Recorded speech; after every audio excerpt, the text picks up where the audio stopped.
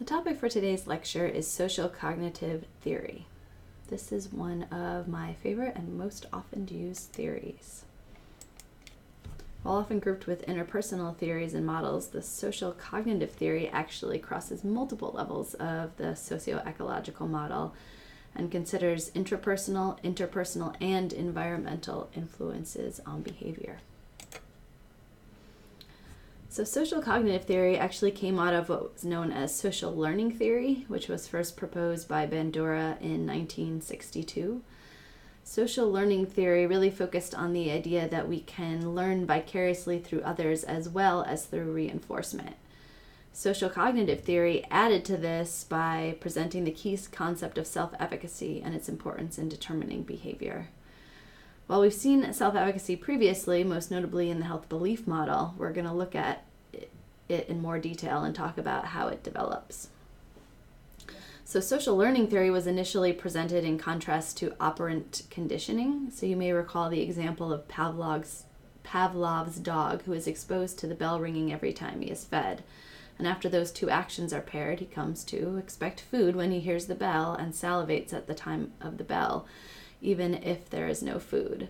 So Bandura felt that humans could use reasoning or cognitive learning to determine behavior, not just direct reinforcement, as with the case of the dog. He also proposed that there were influences of social environment and social interactions and physical environment, that they could also have influences on behavior as well. In social cognitive theory, behavior is explained in terms of a model of causation in which behavior interacts with personal cognitive factors and socio-environmental factors. And an individual's behavior is determined by a combination of all of these factors working together and influencing each other. The environment may be as influenced by the human subject as the human subject is by the environment. One of the main things that separates social cognitive theory from other theories and models that we've been looking at up to this point is the inclusion of the environment as well as the intra-individual or the personal cognitive factors in determining behavior. As we discussed previously when we looked at environmental influences on health, the environment can present opportunities to engage in a behavior or also barriers to doing so. For example, having sidewalks on your streets provide you an opportunity for active commuting. But if you have cracked and broken sidewalks, it may create a barrier to physical activity. The perceptions of the environment can include your perception of the physical environment. For example, with physical activity, you might not think that there's opportunities for exercise in your community, even if there's a park right around the corner. You could have this perception that there isn't anything because the park is run down or unsafe, presenting a barrier to using it. Or it could be because you're just not even aware that that park exists. It might also be that you lack the skills to use the resources at the park. Let's say there are benches for doing sit-ups and pull-ups, but you don't know what they are or what they're for. So not having those skills prevents you from using them.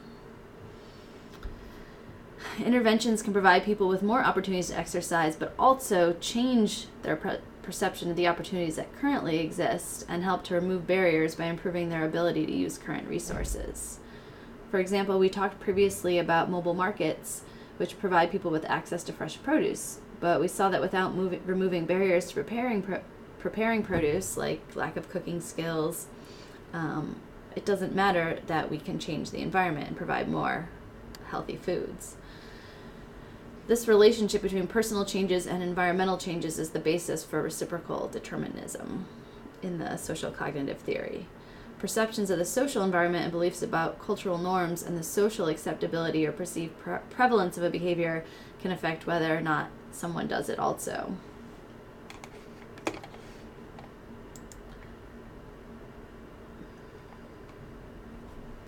So self-efficacy is considered the key or central construct of social cognitive theory.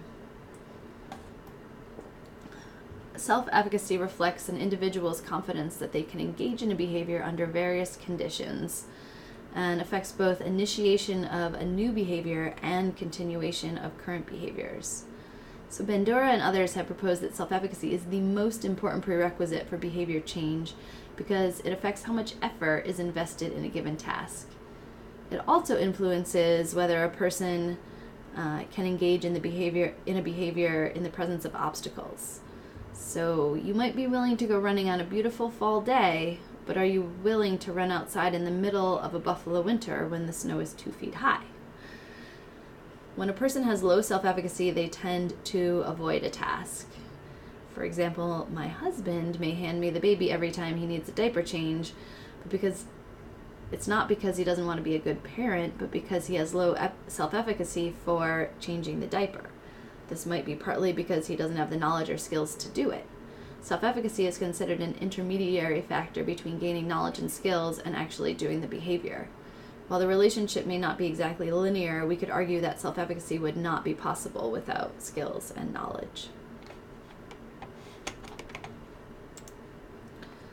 So how do we develop self-efficacy and what influences it? There's 4 main ways in which individuals build self-efficacy, and many of these can be the target of interventions to improve self-efficacy.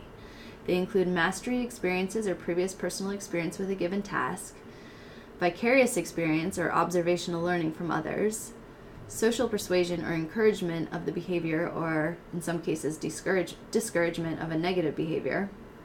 Lastly, emotional arousal, either negative or positive, can act as a cue to the person about anticipated failure or success. We're going to walk through each of these in more detail. So the first is mastery experiences. And one way to achieve mastery is through graded tasks, or the concept of breaking down feared tasks or difficult tasks into achievable steps. And when I say tasks, it's sort of the same thing as thinking about the behavior that we're trying to change. So you might start by walking around the block, move up to jogging a mile, and then try a 5K. If you went to try a 5K right away, you might fail, whereas when you break it down into smaller tasks, you can achieve mastery of the smaller task, move on to the next, and in the process build up your self-efficacy. And so when people achieve their goals and they attribute those successes to their own actions, that results in higher self-efficacy for the given task or behavior. Being able to expect failures and manage them are also important, though. Maybe you were able to make it the whole day without smoking, but the next day you gave into a craving and had a cigarette. One strategy may be anticipating in advance that you'll slip up and start back on the path of avoiding cigarettes rather than saying, I'm a failure, and going back to smoking 2 packs a day. Another way we build self-efficacy is through vicarious experiences or modeling from others. So seeing someone like you do a behavior may help with the feeling that, oh, well, if they can do it, so can I. So just seeing a football player on TV scoring a touchdown might not be enough to build your self-efficacy to do it yourself. Seeing somebody who is a similar role model or similar to you actually doing it may be helpful. But it's also important in that modeling process that they break down the task and show the actual skills that are needed to do it. Also, having that role model available to provide social support and encouragement for doing the behavior can improve the experience. Another key element is seeing the benefits that the role model gets from doing the behavior. So a person who had a colonoscopy may provide a testimonial about the process, but they also may discuss the relief that they felt in learning that they did not have cancer. Third way that we can address self-efficacy is through social persuasion. So people are persuaded by others that they can succeed and given experiences that build their abilities and confidence. Social persuasion generally includes direct encouragement or discouragement from a socially desirable individual. While this is less powerful than experience or modeling, it's commonly used in interventions that include counseling or other elements of social support.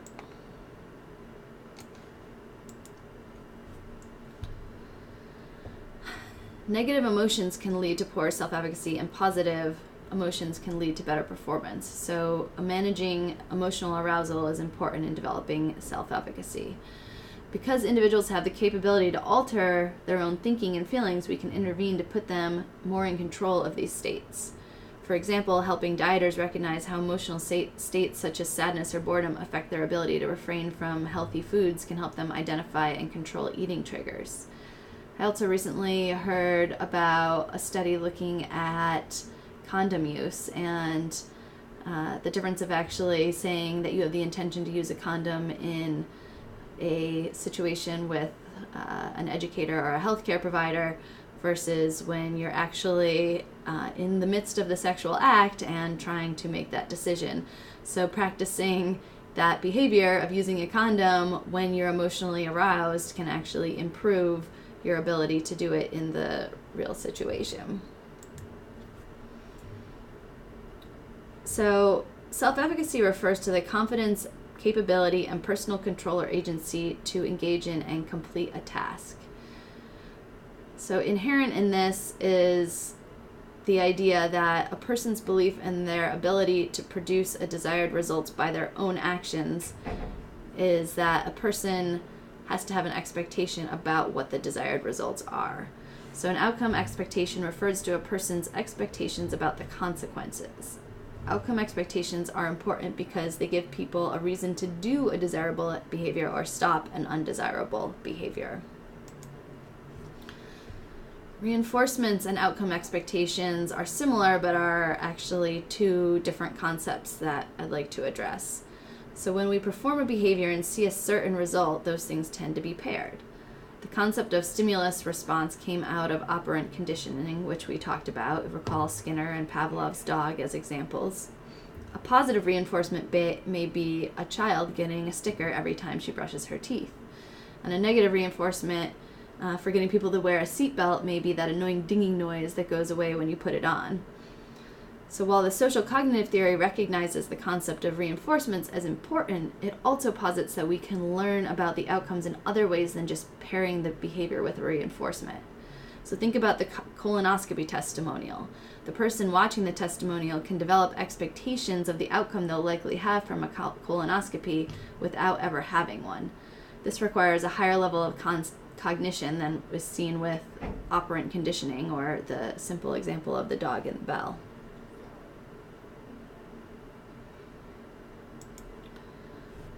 So depending on the source, you're going to see mention of several different concepts or constructs within the social cognitive theory, most of which I've discussed here in some capacity throughout this lecture.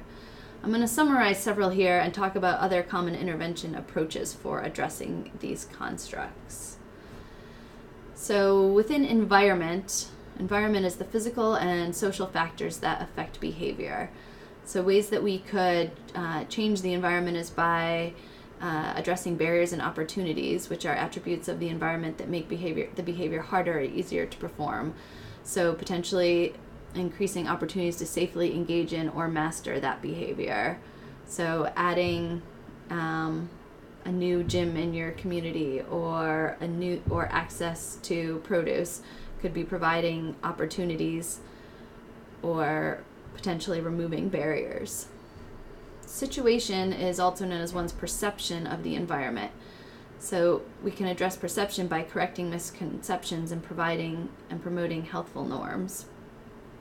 So maybe helping people to recognize, oh wait, there is that park right around the corner, even though you didn't know about it, and making them aware of what's in their environment can help change their perception. Normative beliefs are cultural norms and beliefs about the social acceptability and perceived prevalence of a behavior. So you may think that all of your friends are smoking and that it's okay, but providing statistics that really only 12% of youth are smoking and it's not everybody and it's not socially acceptable can help to change the prevalence of a behavior. Social support, or the perception of encouragement from a social network, can be achieved through providing informational, instrumental, or emotional support for behavior change. This is something that we discuss in greater detail in our unit on social support.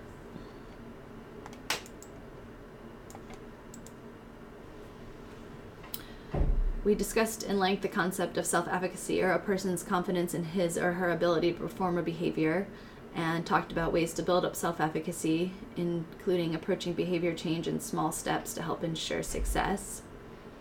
Self-control is the ability of a person to regulate their own actions towards a goal-directed behavior or performance. So a way that we can address self-control or self-regulation is through providing opportunities for decision-making, self-monitoring, goal-setting, problem-solving, and self-reward. So in interventions, this may take the form of tracking your progress towards a behavior, how much exercise you're doing, how often you remember to take your pills, how many fruits and vegetables you had each day. Behavioral capability, or acquired skills to accomplish a behavior.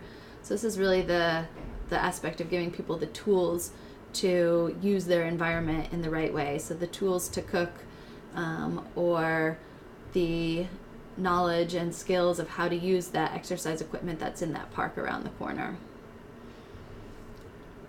Observational learning is the modeling or learning from others. We talked about the importance of it being a credible role model or someone like you, and being able to learn vicariously through their experiences. Emotional coping responses enable individuals to deal with an emotional stimulus. So ways we can address this in an intervention: providing training in problem solving and stress management, and opportunities to practice skills in emotionally arousing situations, like putting on the condom. We discussed the concept of reinforcements, or responses to behavior that either increase or decrease likelihood of repeating the behavior. So a way we can address this in an intervention is through promoting self-initiated rewards and incentives. We talked about that in contrast to outcome expectations, one's perception of the outcome of a particular behavior. And so we talked about modeling positive outcomes of the health behavior, that people can see others getting that reward for doing the behavior. You can think about the Got Milk ads, where we have people who are drinking milk with big muscles, or athletes, or people that you want to be like. And the implied there is that the milk is what gets them to that point. Outcome expectancies is similar to outcome expectations, but it's actually the value that one places on the perceived outcome. So important in any intervention is that we present outcomes of change that have functional meaning and that are important to the person, or that we increase the value that maybe they place on those outcomes.